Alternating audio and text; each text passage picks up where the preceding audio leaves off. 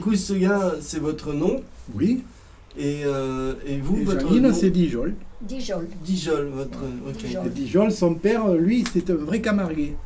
Ah d'accord. C'était un vrai Voilà. Camarguais. Ma famille est Dijol, d'accord, mais ma grand-mère, c'est une Lyonnais.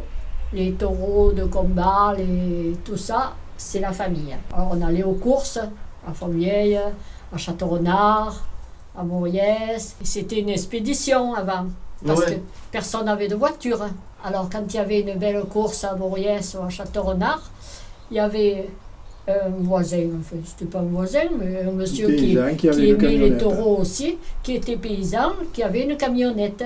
Alors on montait tous sur la camionnette et on allait à la course au taureau. Ça c'est dans les années 50. Hein. Oui. Il y a 50 ou 60 ans, on ne payait pas les gens pour venir. Maintenant, les rasoteurs, qu'on appelle les rasoteurs, les rasoteurs, on les paye avant qu'ils soient en piste. Du coup, ils se démènent moins. Ouais, peut-être. Ah ouais, peut-être qu'il y a. Eh oui. Et il y avait plus de foule dans les arènes Ah ou oui. alors, Ah oui. Si tu n'y allais pas dans les grandes arènes, même ici, hein, À l'ouverture. mais si tu n'y allais pas à l'ouverture à 1h30, 2h de l'après-midi, tu n'avais plus de place. Hein. Après la guerre de 14, les carrières, tout doucement, ont fermé.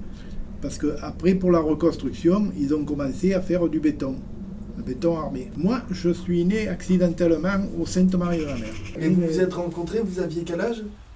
Ben, elle avait pas tout à fait 17 ans, et moi j'en avais Et 18. toi, 19. C'est-à-dire on allait chacun allait à on l'école. allait à l'école. Mais avant, c'était filles et garçons. Alors on se regardait de travers. Le matin, pour la cantine, il fallait voir qui c'est qui mangeait à la cantine. Alors chez les filles, on relevait, ben, mettons qu'on était 15 ou 20, et il fallait aller le dire au directeur dans l'école de garçons. Mais moi je me souviens quand c'était moi, mon Dieu, j'étais comme ça, d'aller dans l'école de garçons. Et Pour aller au bal, je le racontais l'autre jour à Baptiste, il fallait que nos mères nous accompagnent.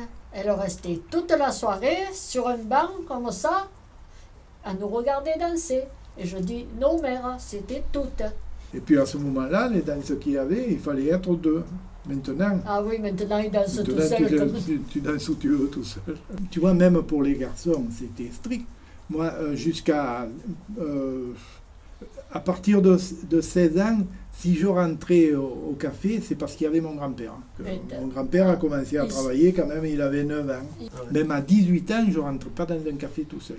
Et bien, on allait au concours de belote si le père de mon copain venait. On a fait loter un sanglier vivant. Mais il était fou ce sanglier dans la cage. Il avait fallu le tuer au fusil. Hein. Le cinéma, il y avait il y avait les enfants. Oui, il y avait les enfants qui étaient parqués devant. C'était la seule distraction. Et oui. C'était plein. Et On avait nos places réservées. Ah oui, on avait le 163 et le 165. Quand on était enfant, on était parqués devant. Devant. Ah ouais. Ah oui, il y avait une grande barrière. Oui, il y avait une barrière. Et puis il y avait des bancs devant. Tous les petits devant. En fait, c'est avec l'apparition de la voiture que le cinéma s'est déserté. Ah oui. Oui. Ça c'est sûr. Hein. Il y avait les plus beaux films, comme le te dit Janine, il y avait les plus beaux films à Arles. Si on avait, à partir du moment où on a eu la voiture, s'il y avait un beau film à Arles, on allait le voir l'après-midi. Pour téléphoner, il fallait aller pendant les heures d'ouverture à la réception. Là, tu disais, tiens, vous m'appelez ce numéro? On a acheté la télé en 62 quand Daniel est né, parce qu'on ne pouvait plus aller au cinéma. La première antenne qui s'est placée, je ne sais pas si elle existe toujours, c'est moi qui l'ai fabriquée.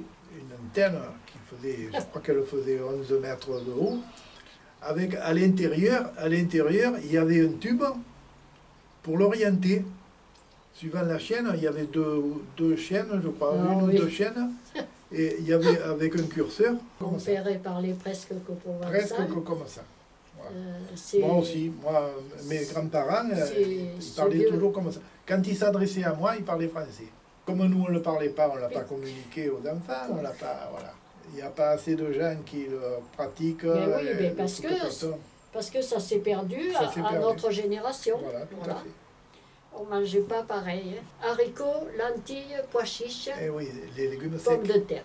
Des légumes secs. Et hop, ça revenait. De toute façon, la viande, si te fallait un morceau de viande pour aujourd'hui, tu prenais le morceau de ben viande oui. pour aujourd'hui même. Tu ne le prévoyais pas pour demain. Tous les soirs, j'allais chez Louise, j'allais acheter une pincée de fromage râpé qu'on se servait là, et le lendemain, on y retournait. Sinon, c'était sec. Le réfrigérateur, ça a changé Ouais. beaucoup de choses Ah ouais. et ça a simplifié la vie de oui. ménagère. Hein. C'est vrai que quand il n'y avait pas ça, l'été, tu sais, ça tourne vite les choses. Hein. Ah Moi, oui, j'ai pas là. des hamburgers. Ça passe que c'était. Même maintenant, ne me demande pas ce que c'est. Hein.